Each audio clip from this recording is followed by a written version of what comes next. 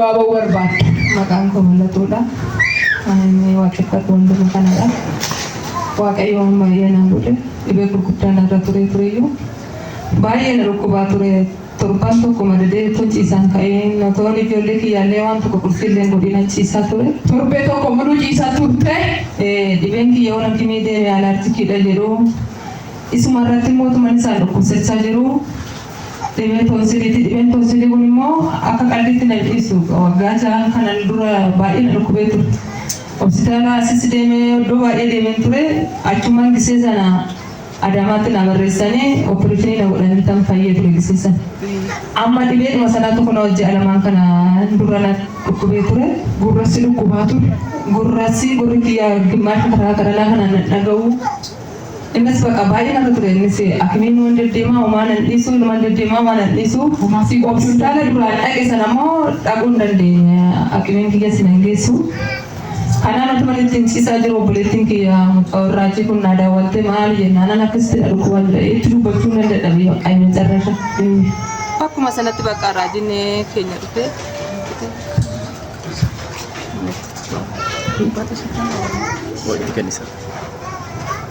Ergasii amma maal isinitti fakkaata? Aduma sana bakka ciisutti mana kiyyatti dhufe obboleessi keenya raajiin bakkumatti dhufe naaf kadhate. Hoggaan dhufee mana kiyya keessa deemee tsalootii jammaru hoggaan dhufee bakka mana kiyya keessa gaa waan akkuma isa ajajetti namaaf kadhata.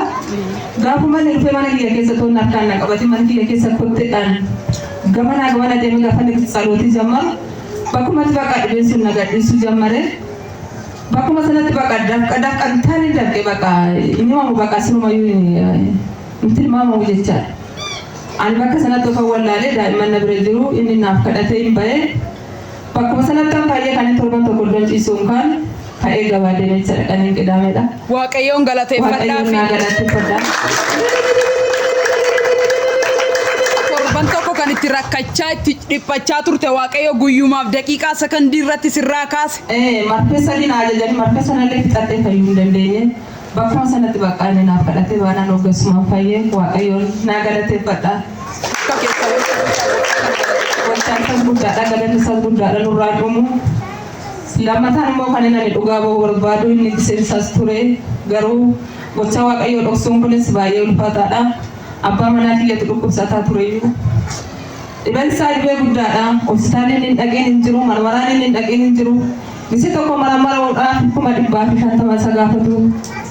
Gisee laadabuu illee hin deemne bakka hin deemin hin jiru bakka. Baay'ee kadhaan jedhee hospitaala keessa deddeebi'aa ture. Ijoollee wajjin hin boonyaa mana keessatti hin boonyaa charchii hundatti hin boonyaa. Amma isaallee jiru kun charchii biyya asin jirtu isheen biyya biraa jirti gisee sana. Isin illee achitti bo'aa turte du'a jennee bakka maatii gatee du'a bakka jennee hin boonyaa hundi keenya iyyuu. Kaza maal jedhanii mana kimii dhaqnaan kanaan booddee bakka dhibeen kunis hin danda'amu. Opereeshinii si goona malee dhibeen isaa deeskidha. Baay'ee dhukkubsataa ture halkan ciisee bulu harka wajjin dhaabachaa bula. Isaan booda gaafa inni opereeshinii si goona jedhanii bakka ani nan galaa. Galus immoo amma gara mana kiyyaan galu gara charchiin deema jedhee wallagga deeme gisee sana. Achis deeme garuu waan gisee fi guyyaa qaba guyyaa nama fayyisu achis galee baay'ee dhukkubsataa ture. Amma meedishaan kana naafitiiti raajii balaa bira geessinaaf kadhachiise naan jedhanii garuu du'a deddeebi'ee jira manaa miti. Asitti bishaan kana naan fidee sagantaa booda fidee kan itti meedanitti kadhachiisee fi raajiin keenya kun jilbeeffatee dhimmaan isaa buusee du'a yeroo maree ammaa kaasee du'a yeroo maree sajjeesuudhaaf ka'u. Yeroo maree du'a sajjeesuudhaaf ta'u kanarraa dhaabira maqaa Yesuus hin jedhetu Waaqayyoon dhimmaan isaa buusee bakka kanatti lafa gogaa kanatti jilbeeffatee dhimmaan isaa buusee Waaqayyoon kadhatee fi bishaan sanatti isin dhiqatee dhugeessi. Inni garuu yaada inni jedha malee qoricha sanallee isin fudhannee battaluma sanatti bakka isaan booddee fayyina argatee kun amma guyyaa waggaa guutuu natti fakkaata ture beeksisa sanaatti fayyaa jira. Kanaaf illee Waaqayyoon galateeffadhaa harka kennu.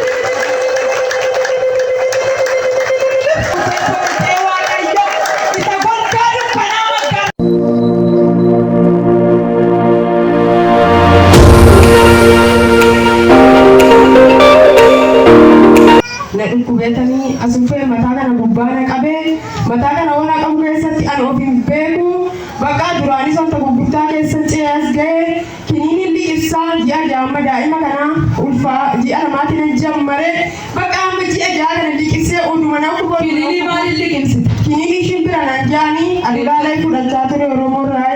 Mana yaalaa deemtee naa shimbira siin jedhan? Shimbira naan jaan. Kiniinii mana yaalaatti fudhatamoo? Adii fudhadhu adulaalaan deemoo fudhadha. Kan maaliiti? Kan shimbiraa.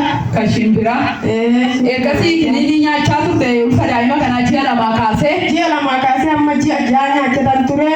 Bakka daa'ima kana nan deemu hunda'uutan deemu dhuma dhibamu hunda'ee guyyaa tokkos ka'ee sanbataa akimii kaleetitti dhufee bariisaa asnaan dhufee asitti namni waaqayyo naaf kadhatee ani nan galee naaf fayyee kadhata asii kadhatan an achitti waan nan ta'e beeku lafa kana yommuu dhufee as ga'ee hoo ka'ee of beeku baqaan nagatta ba'ee eegasii baqaa kan matarratti wanna ga'u kan jedhee deemu humaa of hin beeku nagatti ba'ee naaf fayyee baqaa nagalateeffata. Kiniinii ji'a nyaachaa turte asumatti gattee dhukkuba keetis asumatti gattee waan akkasitti ba'aa kana namarraa galabbatuuf galataa bilillee wanni qabte. Tira abbaa warra dadhabootaa. Waaqayyo bilisa si baase. Bilisa na baase na fayyee nagattan ba'ee baqaa eegasii baqaa